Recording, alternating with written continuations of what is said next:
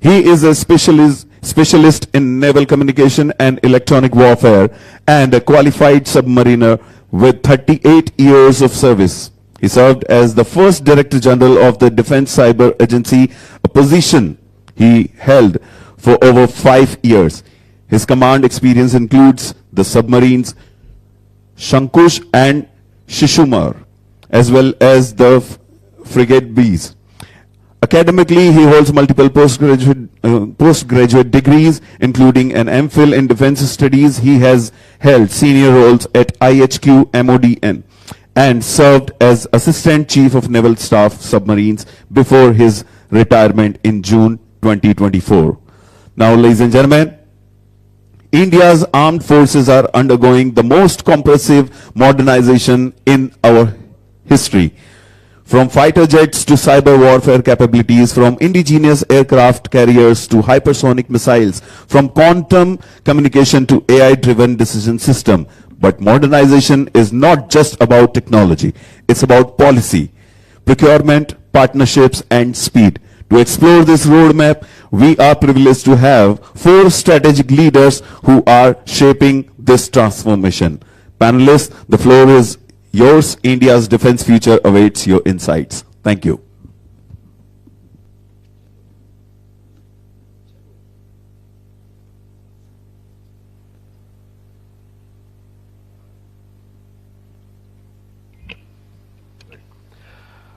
Good afternoon, and let me begin by thanking the organizers for inviting me to this excellent seminar.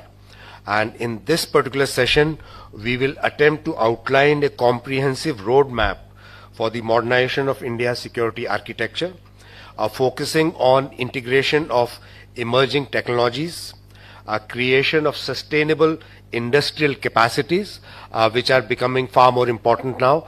We have seen this in the Ukraine war and also what has happened in the Middle East, and also a very disciplined fiscal framework, because we don't have unlimited money to spend on.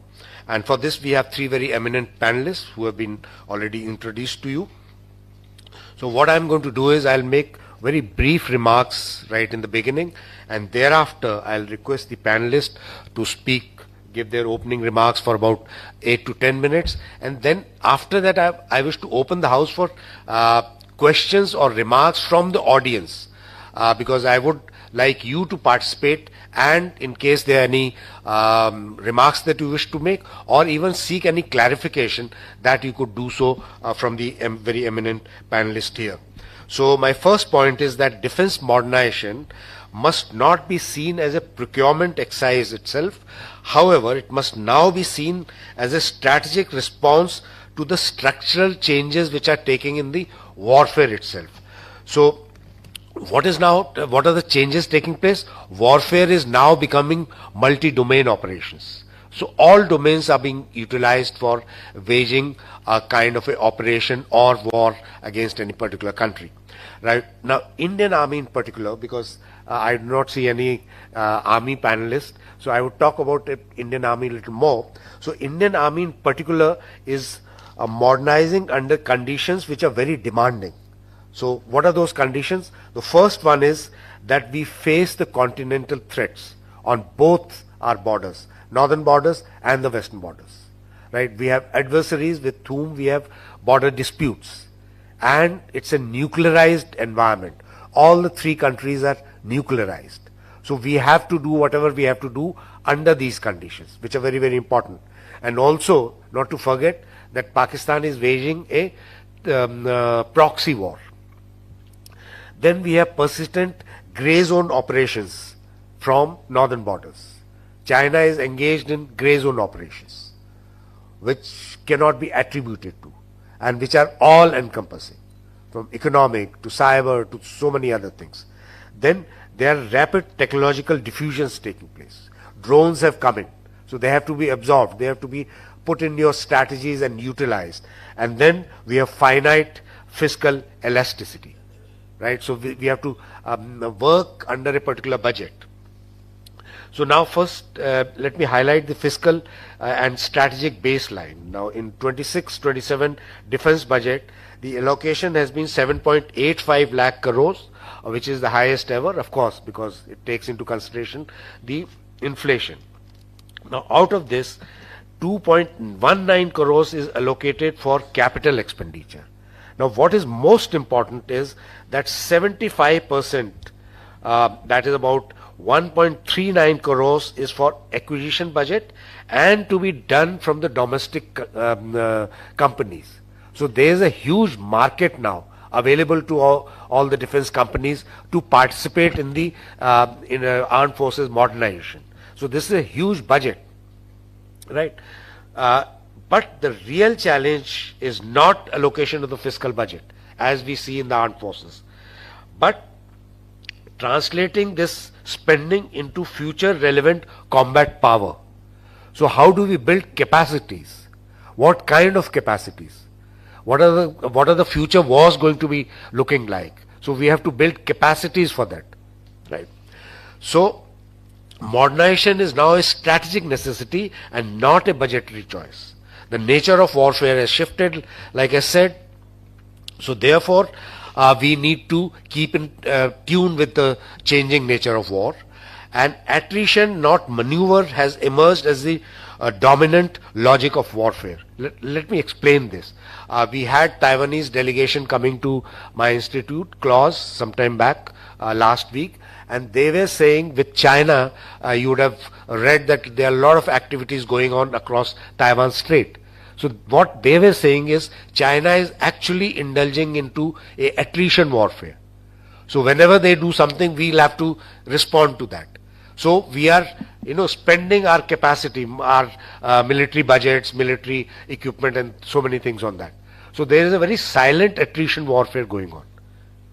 And in Ukraine warfare, the scale of the material consumption has been revealing. The ammunition, the drones, the spares, they have all exceeded the peacetime production capabilities. Ammunitions, excuse me, ammunitions were being procured from everywhere. Even Pakistanis were supplying ammunition. Even Chinese have exported ammunition to Ukraine, and this is a fact, right? So for our armed forces, this means that the modernization cannot solely focus on acquiring advanced platforms. It must instead prioritize systems of systems where sensors, shooters, communications, logistics, command structures function as a single resilient combat ecosystem. So therefore, the Indian Army is now moving from platform-centric to capability-centric force design. Now in that, historically we were replacing tanks with new version of tanks and things like that. Today the Army increasingly recognizes that the platforms generate combat powers only when embedded within the integrated capacity clusters. So this shift is institutionalized in the creation of Army Design Bureau and Army's capability development frameworks. So what Army has done is that we are now giving out the operational problems. For example, survivability under ISR saturation, decision making under electronic attacks, logistics under attrition, and then design solutions that integrate technology, doctrine, training, and sustenance.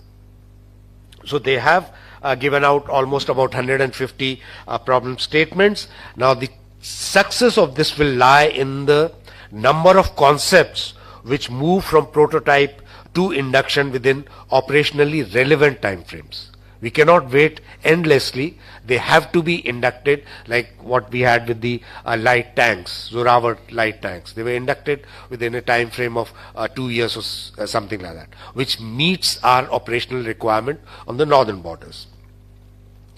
Right. So with that, I will actually stop here and not carry on further. Only thing that I wish to highlight is that our industry also has to look for surge capacities, because this has become something very, very important. You might have capacities during peacetime, but when the war starts, if you cannot have a surge capacity, the country may suffer. And this we are seeing particularly so with, say, weapons like drones, right? You can manufacture something like, say, 10,000 drones today. But in the war, when the operations take place, you may require huge numbers, much more than what you are producing now.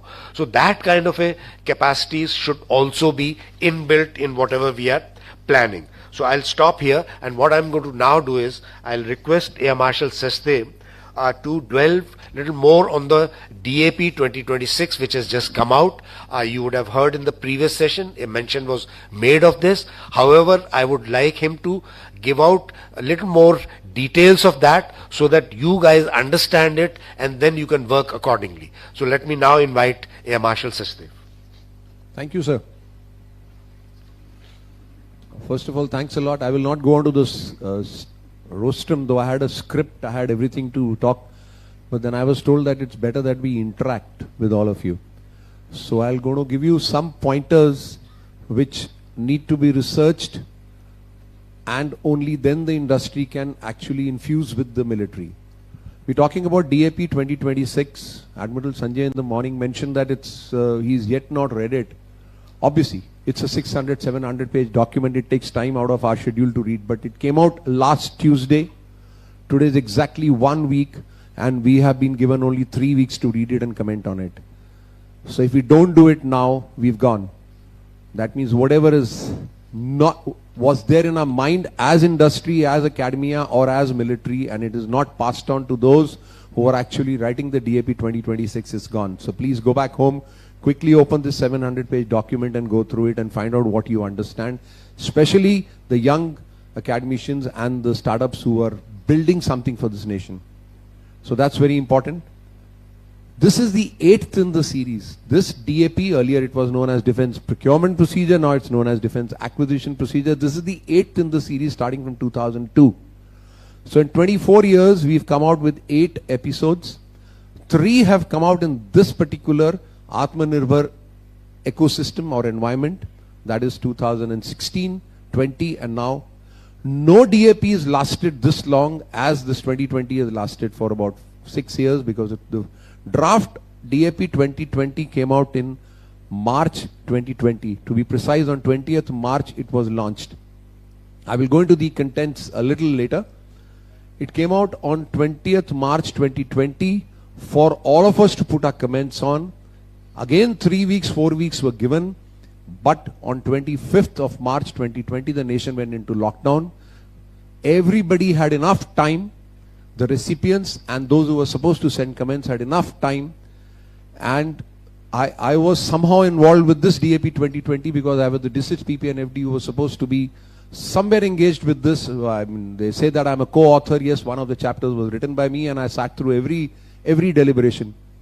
We received 10,000 pages of observation. That's 20 reams of paper is what we printed on the observations, which came from the industry, stroke academician, and the military.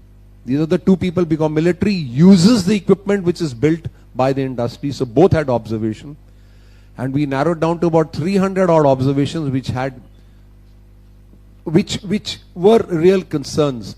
And from there we came down to about 130 which were put up to the Raksha Mantri. Now you have only 3 weeks and there is no lockdown which I can foresee coming up. 1 week is gone. So ladies and gentlemen, if you haven't gone into it, please do it fast. How much has the acquisition procedure changed from 2002 to 2020? Has the industry grown in last 24 years? Has the military demand gone up in last 22 years? If yes, then how much has the defense acquisition procedure aligned itself with it? That is what is to be seen. And to this thing, because I've immediately gone through this DAP 2026, compared it to 2020, semantics have changed, but I will come up with something different for you all, because a lot of new things have been introduced. They were there as hidden earlier, now they have come out in the open. We had a document by the name LTIPP, Long-Term Integrated Perspective Plan, which was made in 2012, and it was valid for 15 years. That means even today it is valid. There were only 3 copies made of that. One which was there with the Raksha Mantri in his office. The second one was with my boss sitting right here, and I took it from him to go through this document. General Rajeshwar is there. He was my boss when I was going through this document. I found a very interesting thing in this document. It had a long-term perspective plan of the Army, long-term perspective plan of the Navy, and the long-term perspective plan of the Air Force. There were 3 LTPPs which were supposed to be integrated by the headquarter IDS. Now headquarter IDS had a 3-star as its head, and the 3 services had the 4-star as their head. So the Naval Chief, Army Chief and Air Chief obviously told the CISC, you dare not change what I have given. Obviously the requirement of Navy will be known to the Naval Chief, and the requirement of the Army will be known to the Army Chief. And those days in 2010-11, when this document was written for 12 to 27, each went in a different way. And like in the morning, General Ajay was mentioning that we are going platform centric. That document is platform centric. I want so and so ship, I want so and so gun, I want so and so aircraft. I think time has come to now talk about capability. I'll give you an example. When Uri happened, I was that time in NTRO, and I was asked to move our drones to Pathankot. Same drones which were there with the Army and the Air Force to do the surveillance of that area, which was already being done by the Army and the Air Force. So why was NTRO drones brought there? Reason was the Air Force and the Army drones could fly only 200 kilometers or 250 kilometers in that kind of a terrain. However, the NTRO drones could go up to 2,000 kilometers. So I sat with the 2 concerned DGAO, DGMO, and I said, this is the map across on the western side. Tell me where all you can't see so that I can go there. So basically what I did, we identified the capability gap and worked towards it. And now the entire border was servable. Where Air Force was going, we didn't have to go. Where the Army was going, we didn't have to go. We went where the... And we found a radar which was operating in a place where Army and Air Force was not going. And we got the frequencies of the radar, handed over to the concerned people, and it was an eye-opener that even India didn't know that Pakistan was operating a radar from there. So what I want to tell you is, time has come to actually write down the threat perception, which we are doing it beautifully. Thereafter, find out what capability do we want, and then identify the capability void. Just too bad, in some form or the other, the services will have to declassify this capability void to the industry. And the industry will thereafter have to work how to bridge this gap, be it satellite, be it drone, be it aeroplane, be it human being sitting on a balloon. I don't care. I will just tell you the capability gap as military. Please fill that gap, because you are the mind which can work in any direction. Earlier we thought aeroplanes are required. You will be surprised. Do you know how we were doing border surveillance?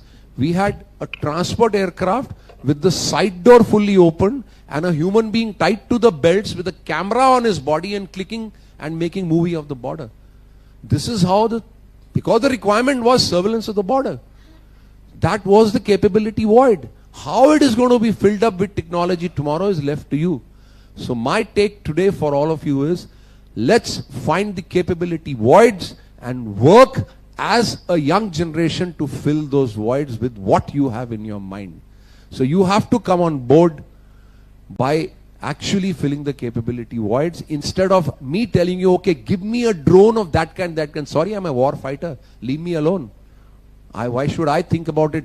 Navy, while building ships for the last 75 years, is in a different format. They have team which has actually gone into that. The rest of the Army and the Air Force haven't gone. We open up internet and try to find out what is there. I should just give you the capability void, and rest the industry should do. For that, there is a methodology which I have. We'll discuss it when we have some question answers. Thank you, sir. Thank you very much. And now I'll turn to Ambassador Purushottam for structural reforms to defense modernization, because she's been working on this subject for a long time, and I would request ma'am to give out.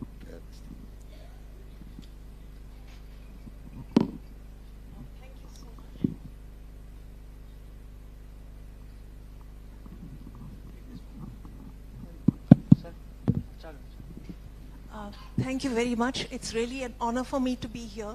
and I thank USI and the organizers for inviting me. This is a subject which we've been working on since 2011, since we launched the High Tech Defense Innovation Forum. Although that forum it does not exist anymore for reasons that I don't want to go into right now, but we've reincarnated ourselves as SITARA, the Science, Indigenous Technology and Advanced Research Accelerator. This is the most opportune time to talk about, everybody's talking about modernization, but we have been focusing on modernization through indigenization. And the question I asked, this huge slew of imports that have just been announced, seems to indicate that our indigenization efforts have not reached the level that they could have. And I just want to illustrate that by taking off from what you said, Dr. Sachdev. Very interesting, because one of our members, by the way, everything I'm saying here is an expression of the collective wisdom of the group, SITARA, not my own original insight. And one of our members had gone to Galwan post the operations, because as you know, we don't have the capability apparently for monitoring, though we have the most expensive predators, we have satellite observation, we have SIGINT, and yet we rely on the shepherds to tell us when there's an intrusion in Kargil or in Galwan. And you said that you have to hang people outside your helicopters to do border surveillance. So we had actually proposed data fusion capabilities, for which we have the expertise here in India. We have companies which do this, so that all this data can be fused and then actually relate to the commander on the ground. So this is one capability which is very simple. We have the capabilities, but we don't have the integration capacity or just the conversation between different arms of the armed forces. That's just, just as a preliminary, I wanted to mention that. You see, today everybody is talking about new technologies and very, very stringent arms, weapons technology requirements. And very diverse battlegrounds. For example, the lightning strike in Venezuela, the protracted conflict in Ukraine and Gaza, and very short duration but intense conflict in Operation Sindoor. The one thing characterizing all of them is extreme escalation of lethality due to application of new technologies, whether they're AI or operating in a data-centric, network-centric, data-rich architecture. And these are the kind of capabilities that we have to now indigenize, because, again, unless our equipment talks to each other, which our foreign imported weapons park cannot do unless they are reworked and all sorts of upgrades, very expensive upgrades are undertaken, unless we indigenize from the ground up, we cannot do it. Now, during our experience, we've interacted with two defense ministers, Srimati Sitaraman and Dr. Mohan Parikar. We've interacted with defense secretaries, with defense production secretary, with DG acquisitions, and also, of course, with our members who comprise industry, economists, etc. And we have got some, I do believe, some granular understanding of the impediments in our system. Now, this is not to run down the wonderful work that both our armed forces, our industry, and our ministries have done. Everyone seems to be completely intent on bringing Atmanirbharta to fruition, but I think the thinking may need adjustment. So, for example, one of the things that we have noticed is that we have this defense acquisition procedure which we keep tinkering with, eight versions of it. Now, I went to a seminar abroad and I found that all the other major defense producing countries have defense production procedures which are called research, development and acquisition. So they start from R&D and then they go on to acquisitions. We start with acquisitions and therefore it's an import mindset. So I think that is one issue that we flagged to the Defense Ministry and to IDS HQ several times to have a look at. We did have some draft production procedure, but it never really took off. That's one. The second thing is the single vendor issue apparently is going to be handled. So that's very important, because in any country, a single vendor with a unique patented product should be a strategic asset for the country. In our system, it dies a complete death in the procurement process because of paralysis. Nobody wants to go out on a limb and procure from a single vendor, even though he's proven, he's got export markets, he's been, it's been quite frustrating. Then, of course, it's the risk-averse nature of the bureaucracy itself. I'm not blaming any particular bureaucrat, ministry, integrated finance, but nobody in the bureaucracy can afford to take a risk. So you can't give something as critical as defense production to a bureaucracy. So we have a solution for that. I'm coming to that. And the iterative nature of defense innovation means failure, success, failure, and several steps leading to that, including the death valley. And we don't seem to have a system capable of navigating all these bridges. So we have suggested to Defense Ministry and to IDS HQ a different kind of approach. And this approach, by the way, has been already trialed in the highway sector and in many other sectors of the Indian economy, which is to leverage government equity in a defense fund of funds. And this would then leverage a capital at several multiples of what the government has taken. Government doesn't have actually to put any money into this. The Anusandhan Research Foundation has come out also with some sort of a RDI scheme, but that requires a 50% commitment from the private sector partner. And that, by the way, I totally agree with the comments of Dr. Mahindru, who spoke before us, Vice Admiral Mahindru, who talked about, the DPSUs not innovating. I have it from a former defense secretary who told us that they do not innovate and they basically do not, we had tried to do something about that, it didn't work out. But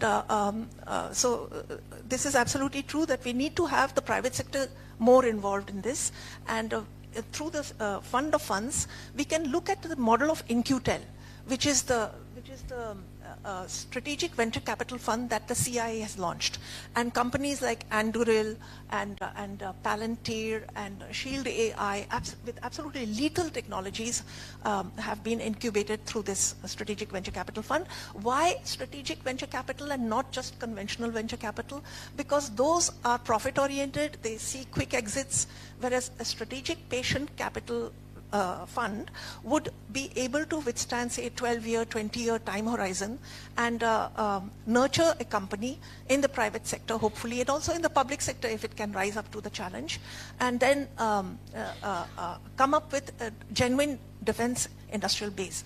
The CIA also insists, by the way, InQtel insists on technology retention, on IPR retention, and therefore what Mrs. Chawla spoke about, the huge exodus, the brain drain, that can also be tackled once you have a fund that nurtures capabilities in India. Along with this, we also have, as per the platform and capability issue, we have actually suggested component-driven procurement, because people are talking about procurement not being the solution. It is the solution, and it's not just in China. In the United States, procurement has been used as a very powerful industrial policy tool to nurture high-tech capabilities. If you look at the history of aircraft development, of semiconductors even, it is really the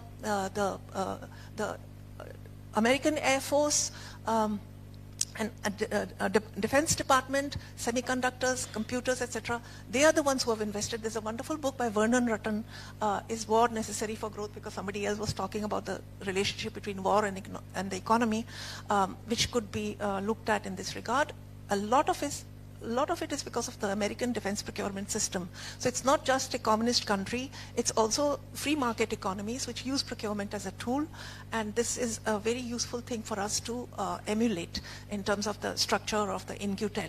So we've gone for, we've also suggested component level indigenization, because what's happening really when you give tender to for a platform to a DPSU or anyone, they still continue to white label their imported components. So that means that your import bill stays very high. There's very little indigenization going on. It's basically screwdriver technology.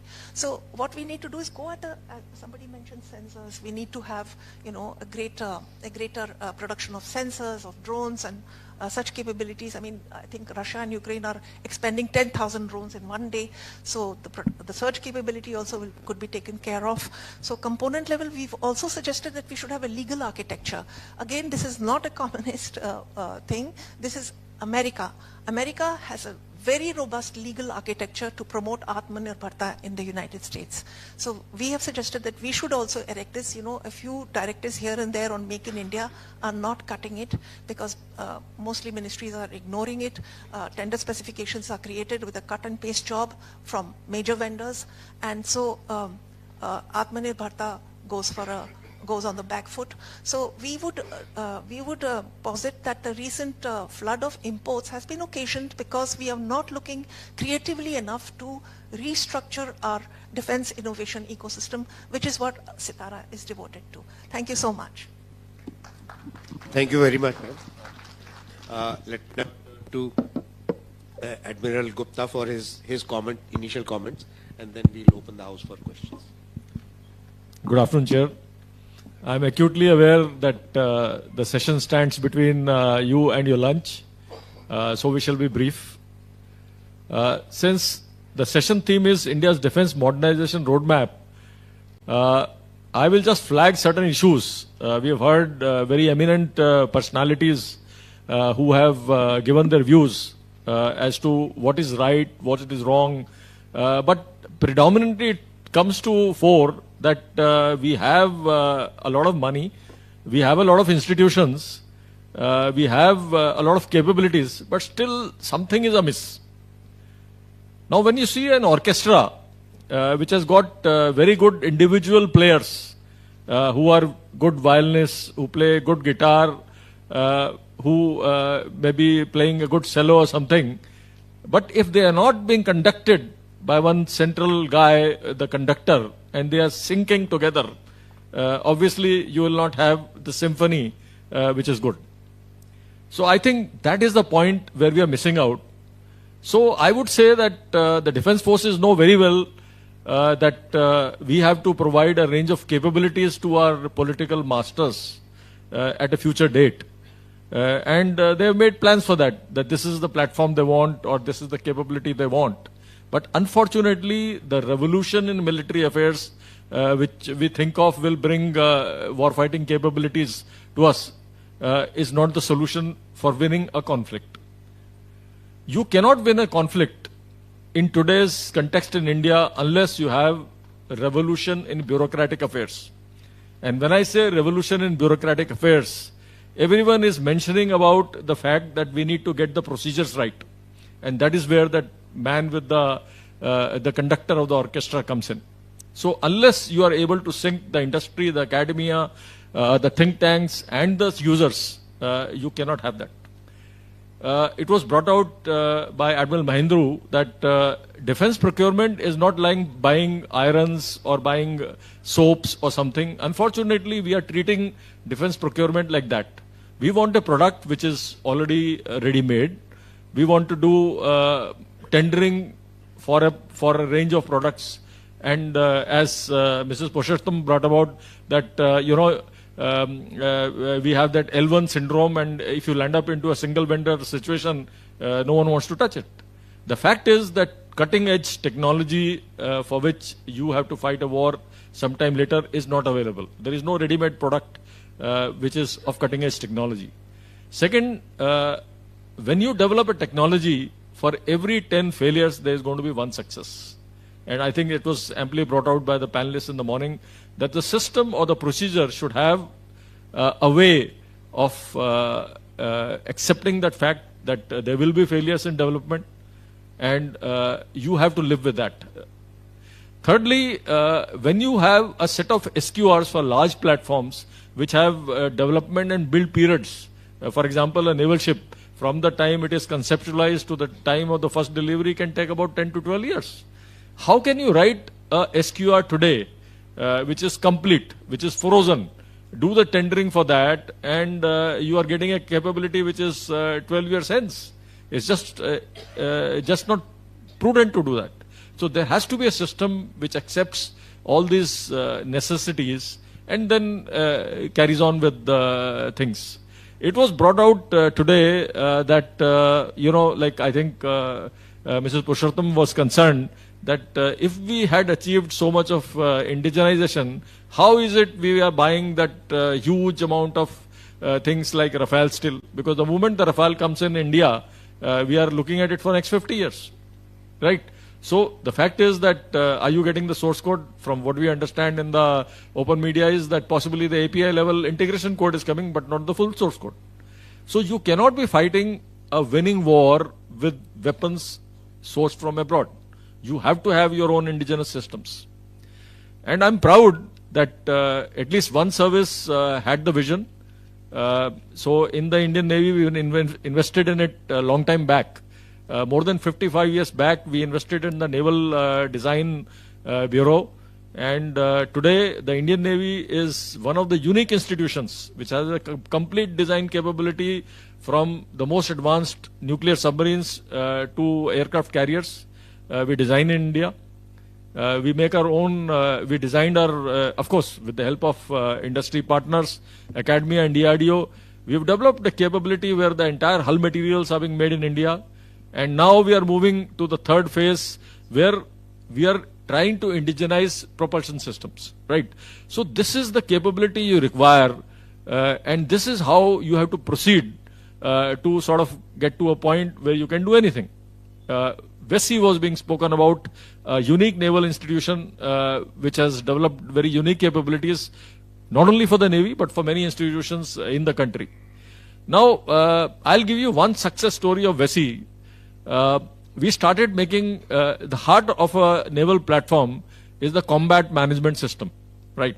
Where all the inputs from the sensors and all the commands to the shooters and all decision making takes place. And today all external inputs from cooperating units also come. Now, there was a time when we started making some very basic combat management systems. But today, VESI has evolved to a point where they have Lego block technologies, right? So you have a chart server, you have a timing server, you have a navigation server. So all these capabilities, depending on the platform, from the biggest ship to the smallest boat, depending on the application, now a new ship comes in, it just gets integrated very, very fast. Because there has been a core R&D which has been done. There is an IPR which is there with you. You have the source code with you. And anything comes, you can just tweak it. Any new sensor comes, any new weapon comes, as long as the interfaces are known, there is no problem in interfacing it. So this is the capability which we require.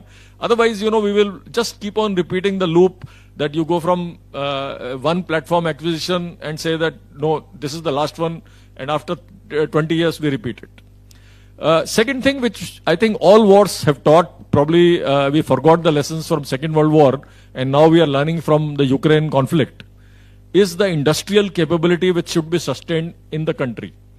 It was talked that we should have, first of all, capabilities, secondly, a surge capacity. Now, for any defense analyst, if you see the rate of consumption of ammunition, which is there in, the Ukraine conflict, the entire West's supply chain is overwhelmed. They are not able to supply shells to Ukraine, right? Whereas Russia somehow, with not much of support, is able to cope up. Because one is that they kept on going their defense productions at a slow rate. Like in a peacetime, you cannot see, if you, for example, if you have a warship building program, now you give 4 ships to order, it will be there for 10 years. Now, after that, maybe that kind of ship Navy will procure after 20 years. So what happens to that capacity which is lying, which has been created and which is lying idle for next 20 years? So you have to have slow rate production going on so that it can be surged. Secondly, you have to look for exports. And exports will come to you only on 2 counts. One is that your own products are being used by your own defense forces, and they have been demonstrated that they have been successful. And thank God Operation Sindoor happened, and we have demonstrated that our own production, our own indigenous systems have been successful. That's why we are getting orders from all over the world. And the second thing is that we don't have to treat businesses as something bad. In fact, it is courtesy the private businesses that we have been able to come to this great nation, not entirely because of the public sector. So the private industry has to be considered as a Navratna more than our own DPSUs, which has been brought out. I think once these issues are sorted out, and that revolution in bureaucratic affairs typically it truly happens rather than piecemeal tinkering of procedures which adds one more layer rather than removing the layers. We will achieve force modernization, and that too by indigenous means. So thank you very much. I will turn to Air Marshal Sachdev for just one question, since the DAP 26 has just come out and he has analyzed it. That to what extent, because implementation is something what we are lacking. everyone is talking about, we all know what is to be done. We all know the needs of armed forces, but we are not somehow able to implement things. So I would just turn to him and ask him, to what extent has this DAP 26 able to overcome these problems which we have been talking about for so many years? That's what everybody will be looking forward to from the military and the industry. What I could read between the lines in the DAP 26 is that they have reduced the timelines in most of the cases where something which is already in use, be it with us, be it somewhere else, for that the timelines have been actually shrunk, because there is no point picking up that equipment which is already being used by some other agency or being used by us to go through the whole process again. So like the repeat orders, the time has been reduced. But integrating the startups and the MSME and the new items which are coming up, the route is the IDEX. And the challenges which the services are putting up, like the Deputy Chief in the morning mentioned that 150 such innovative ideas are already moving around. And in this DAP, you're going to handhold the particular industry which has been picked up by the Air Force, let's say, for next 5 years. That means he's going to get an assured order for 5 years if he's picked up. Secondly, they've done the IT and the software. Because you can't, IT and the software, like what Mohit was mentioning, changes every 2 to 3 years, 4 years. It's outdated. So you have to not waste time there. So they've shortened the timelines there and actually said, okay, if you're working with somebody for an IT thing, pick him up, 4 years, and the whole thing is out and the new product is coming in. So this DAP has brought in a lot of such things which are going to reduce the timelines. But still the timelines are huge. 66 weeks from the time you throw an RFI out to the AONs. That's a huge timeline, 1.5 to 2 years. And exactly what Mohit was mentioning, by that you can't think 12 years ahead. You're thinking of something 3 to 4 years from now. And 3 to 4 years again you have to move on. But a lot of such things have been brought in this DAP. But I'm yet to actually add up all the timelines to see how much time it's going to take. Because it used to take 300 weeks earlier. Now if it's reduced to 100 weeks, that means we've done something. But is that good enough for the services? I am suggesting something in the other forum on a portal. Let's say there is a child or a student in an IIT or in an institution, he's thought of something that I can do this. How about bringing it to me right away? That means the military knows what you're thinking, what an MSME is developing, what the product is, and it's available on a portal. I've just sent a paper to ma'am on the WhatsApp also that there is, you have a portal, whoever is thinking of something can be captured there. I've given a format how to capture that particular thing.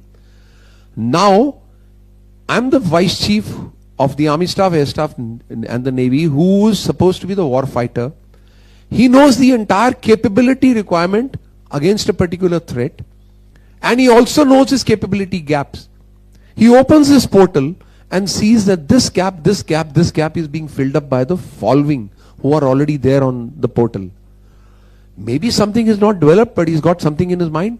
Let's click to him, go down to him and see what is he doing. Is it worth for the military to fill up this? For that, I'll have to keep the DAP away. That means the Vice Chief is allowed to interact with these people. This DAP permits that you can interact with the subject matter expert. You can interact before coming to the DAP with all these people and actually then handhold him for next 5 years to develop a product for you, or maybe 2 years, 3 years, whenever you want that. Because every threat is got a date to manifest.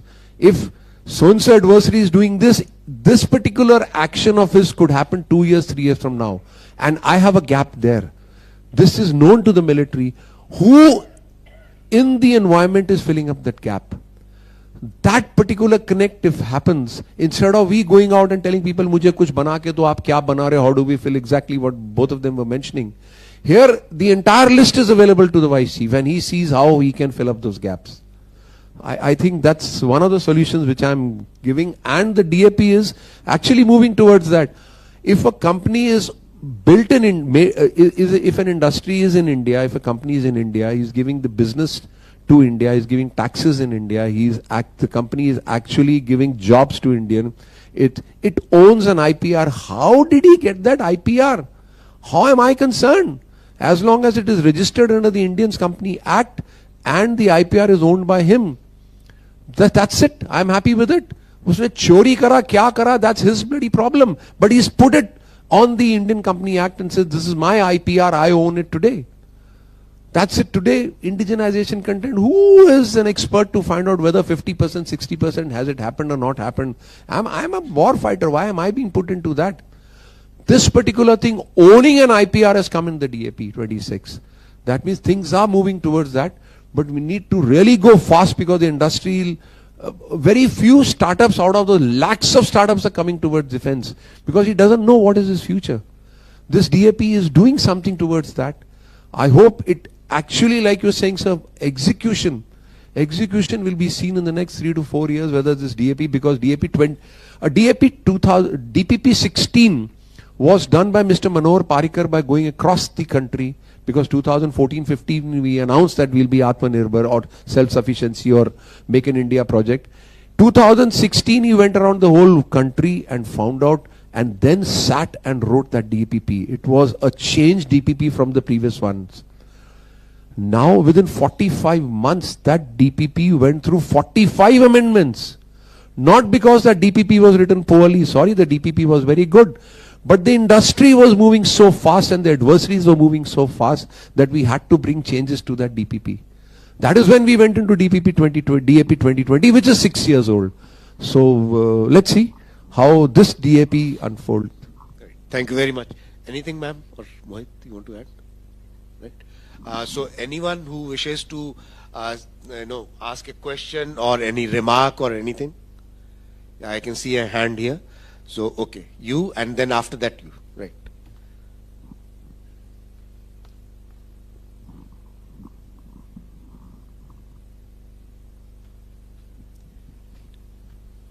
Yeah, please identify yourself and then you can ask. Yes, sir. Good afternoon, everyone. My name is Namadita. I am from Center for Joint Warfare Studies. Just put your mic up. So, as the esteemed panelists talking about enhancing the capability of Indian defense system. So, my question is, with the increasing role of artificial intelligence, autonomous systems, and cyber capabilities in warfare, how is India integrating emerging technologies into its modernization roadmap? Thank you. One more question I'll take from there, and then I'll throw it open to you. Yeah.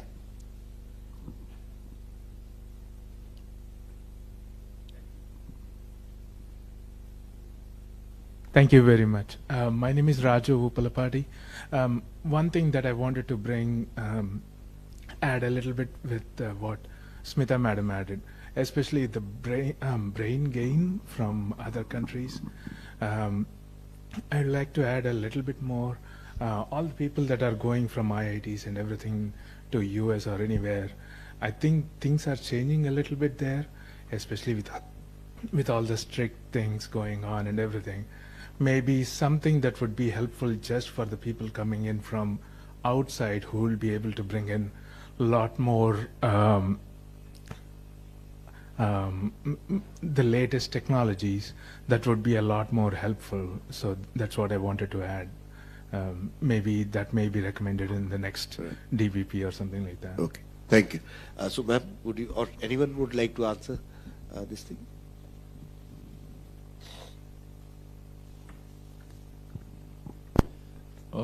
As far as integration of future technologies in our conventional warfighting is concerned, that probably was your question.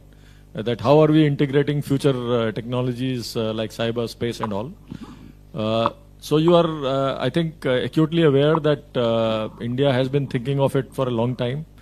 Today we have a defense cyber agency, a defense space agency, we have high power computing mission of the armed forces. These things have come out in the public domain. So we are acutely engaged with that, and what you saw as a trailer in Operation Sindoor was orchestrated and could be orchestrated because all these future warfare technologies, not only within the defense forces, but from many agencies in the country were brought together synergetically to deliver the punch. So it's happening, and as you see in the future, it's going to happen more and more. Thank you. I'll just take one or two more questions. There was somebody there. Yeah, please.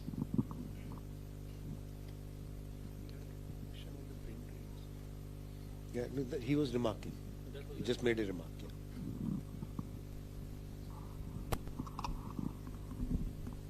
Good afternoon, respected panel. My name is Chirag. We manufacture shock mitigating seats for Vande Bharat, Amrit Bharat projects. We've been looking to foray into the defense manufacturing. So I had a question for you, as ma'am rightly pointed out, is that it's a problem that I face as a subsystem manufacturer. The platform integrators are being left to decide component sourcing, and they are importing instead of indigenizing. We make driver seats for Vande Bharat and Amrit Bharat. We want to make it for the Navy, for the Army, but there's no structured pathway for us to enter. Does the DAP 2026 actually solve this, or does it leave component manufacturers dependent on whether a prime contractor chooses to call us or not? A very good concern of yours, because when the Air Force, Navy, Army is giving orders, sit. We are looking into a platform. Now, a platform, a big weapon system will have a lot of sub-assemblies and tier 2, tier 3 vendors and so on who will be manufacturing things. We are not dictating that term, the DAP doesn't dictate that. However, the DRDO is doing it. If DRDO has actually designed particular thing which is not at their level, so they hand over to the tier 2, tier 3 vendor. The only thing the armed forces with General Rajeshwar here, we fought and told the DRDO, don't charge you anything for this IPR. For 1 rupee that IPR was coming to you. I remember we did it about 5-6 years ago. That because DRDO has got money for R&D. They've got the money for R&D. They've done something. Now they don't want to go into manufacturing of that. They hand over the IPR to you. They hand over the design to you for 1 rupee, and thereafter you go ahead and thereafter you invest into it. A big opportunity for you today is, everybody is talking about Rafales coming. We just heard that. Why are we buying it from outside? 3 lakh crore worth of order for Rafales gone, and they have promised 30% of the components of the Rafales will be made in India. That is 1 lakh crore worth of components are going to be made in India. Go into that, see what components they're going to share and make it in India, and then get into that firm. I think that's the smartest route for a young entrepreneur like you or a young industries like you to go in, because the Dasu company which is making Rafales is 97 years they've spent in building aeroplanes. Now we can't suddenly say, okay, India will build aeroplanes today. We're not even 75 years old. So 97 years they have been building aeroplanes, sold it to 90 countries, 10,000 platforms. We are far away from that. So we will have to go into technology which is there. In the meantime, parallelly we do this. But for you who've already given to Vande Bharat and you want to get into it, these are the platforms. Go into the net, keep looking for them, and you will find something which will give you a breakthrough. Yes, ma'am. Thank you.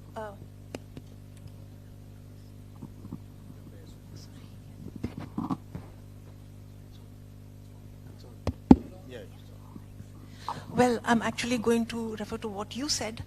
He said that there's a 2-week window for you to give suggestions. So you could quickly give your suggestions, to the concerned authorities. And one thing we did in the telecom sector, we created a list, of criteria for measuring local content. I mean, that company had to certify that they had fulfilled all these criteria to qualify for the 50% local content. So maybe I can share that with you, and you can at least give your own suggestions. Obviously, this is just a sort of guidance. Thank you. With that, I'll close this session, and I'll thank the panelists for their excellent remarks and interacting with the audience. Thank you very much. Thank you so much. But before you step down off the stage, I would like to request Major General R.P.S. Badhuria to please felicitate all the panelists here. And you guys, I hope you are still awake. You still have the energy. Can you please put your hands together so that I can also understand whether you are energetic? Oh, thank you so much. That brings energy to me also.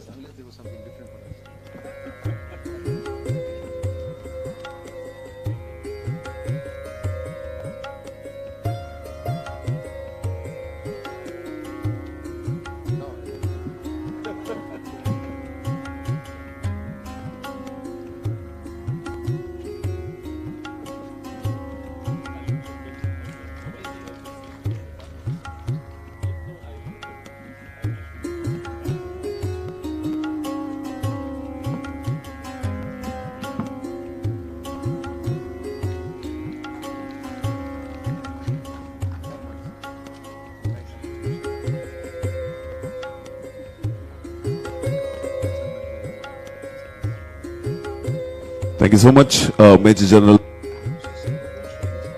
Check. Now I request Air Marshal Dr. Rajiv Sachdeva to please felicitate our moderator.